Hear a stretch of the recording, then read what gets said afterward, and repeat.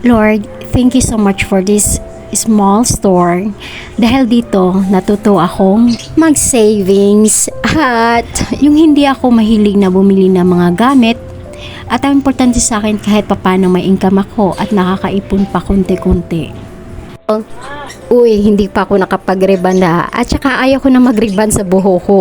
Kahit tignan nyo na ako na mukhang haggard na talaga. Pero naisip ko, ang i-ribbon ko sa buhok, ipamili ko na lang mga pagkain ko. Yun lang. Ang kabahan nga hindi na ako bumibili ng mga makeup. At least maganda pa rin ako. Charot. Anyways, thank you Lord again, and so blessed to have you and my love and my life, David. I love you, loves.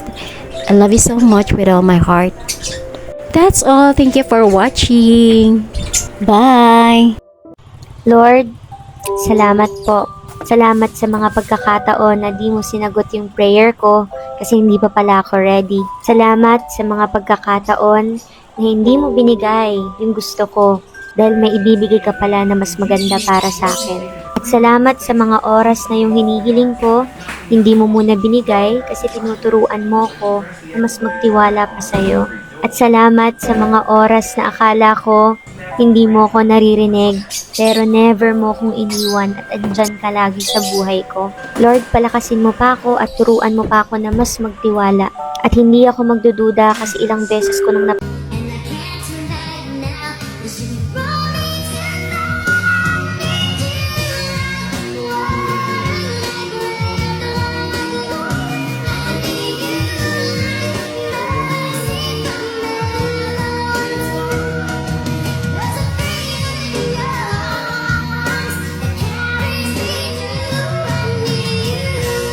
Abay, mali na to Pasado 10:30 na hindi pa rin ako binibigyan ng treats. Hey girl, I exist, you know.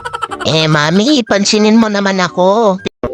Ito, oo. Wala na nga ating chinken pahirapan to ng paghingi ng treats, ha? Kung makayakap sa akin, gigil na gigil. Pero pag ako na hihingi ng treats, biglang nabubulag ba? Ayaw mo nang maayos na papi. Usapan, ha? Pag uwi ni Daddy, isusumbong kita kasi ang dami-dami mong lalaki. Sa dalas nilang nagpupunta dito, memoryado ko na yung mga pangalan, ha? Sila Shopee, Lazada, JNT, tapos si Flash. Napaka-materialistic mo, mami, ha? Tanggap ka ng gift sa kanila, ha? Yan. Yung gusto mo palang pagbabantaan ka muna bago ka bumigay?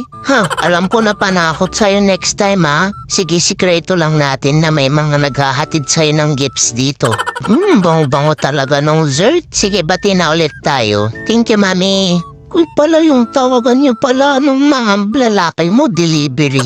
Kasi pag kumakatok sa bahay natin, sinasabi delivery. Tapos ikaw sumasagot ka ng delivery. Sweet niyo naman. Sana all na lang ba? Thank you, mami, ha. Mamaya alas 12, ha. Aircon naman. Huwag mong kalimutan. Dito na ako sa Gedli. Okay na ako. Di na ako galit. Love you.